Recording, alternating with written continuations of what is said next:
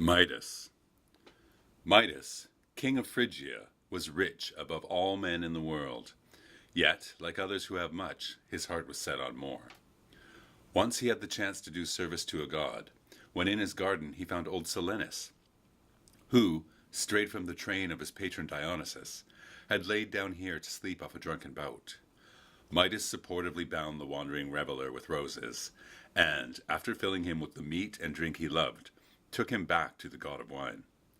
Then so well pleased was Dionysus to see that jovial companion that he bid the friendly king choose any reward he liked to ask. Midas did not think twice.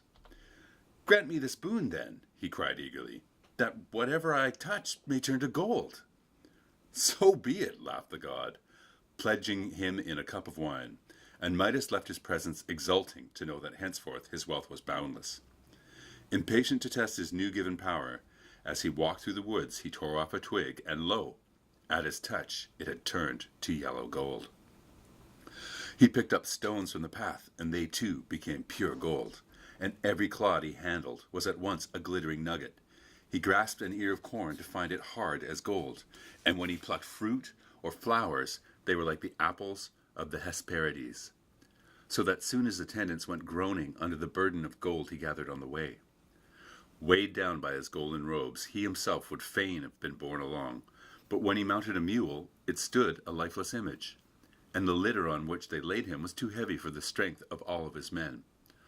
Almost beside himself with pride and greed, he got home to his palace, where, as he brushed through the portal, its posts turned to golden pillars. And when he threw himself on the nearest seat, it was henceforth such a costly throne as any king in the world might envy. Fatigued by his journey and its excitements, Midas called for food. Obedient menials made haste to spread a table, while others brought basins in which, as their lord plunged his hands, the water froze forthwith into golden ice. So it was when he sat down to eat. He smiled to see how his plates and bowls changed to gold, as beseemed. But his smile became a frown when the first savory mouthful met his lips as tasteless metal. In vain he tried to swallow such rich fare. The sweetest morsel crunched between his lips and teeth like ashes, and when he would have drained a cup of wine, the drink was solid gold.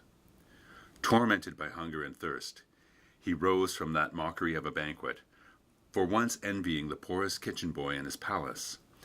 It was no comfort to visit the growing mass of treasures. The very sight of gold began to sicken him. If he embraced his children, if he struck a slave, their bodies turned in an instant to golden statues. All around he glared hateful yellow in his eyes.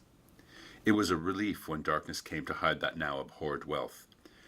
Then, flinging off his heavy golden robes, he sank with a sigh upon a soft couch that at once grew hard and cold, and there he tossed restless all night, the richest and most wretched man alive. In sleepless despair, with the first light of dawn he hastened to Dionysus, earnestly beseeching him to take back his gift of splendid misery. "So men's dearest wishes oft prove unwise," railed the god. "But once more I grant thee thy desire. Seek out the source of the Pactolus, and by bathing in its pure waters thou mayst undo the spell laid upon thee." Scarcely waiting to thank him, Midas set off for that healing stream. Driven on by the gnawings of hunger, over the mountain and plain, he panted till he came to the Pactolus, whose sandy bed was streaked with gold wherever he trod. And men say that scales of gold may still be turned up to mark his footsteps.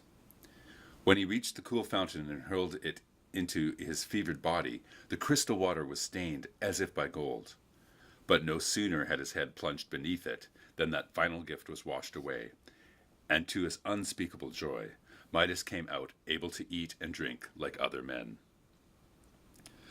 The king was not always so fortunate in his dealings with the gods. Cured of his greed for gold, yet no wiser in his mind, he took to roaming the green woods, and there came upon Pan at strife with the great Apollo, for that rude satyr had presumed to boast his pipes of reeds against the god's lute, and they took Midas for judge which of them made the sweetest music.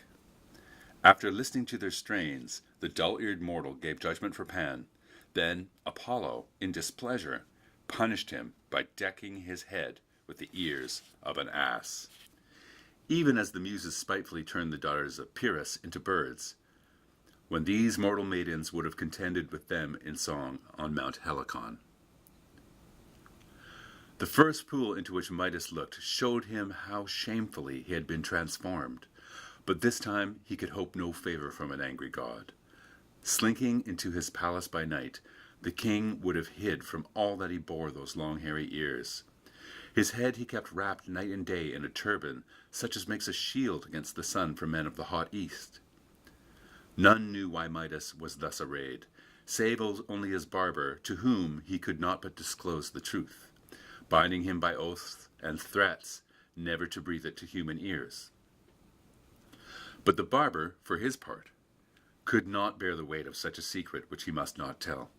Itching to let it out, yet fearing his master's wrath, he stole down to the lonely bank of the river and scooped at a hole, into which he whispered, "Midas has ass's ears," hoping to be heard by no man.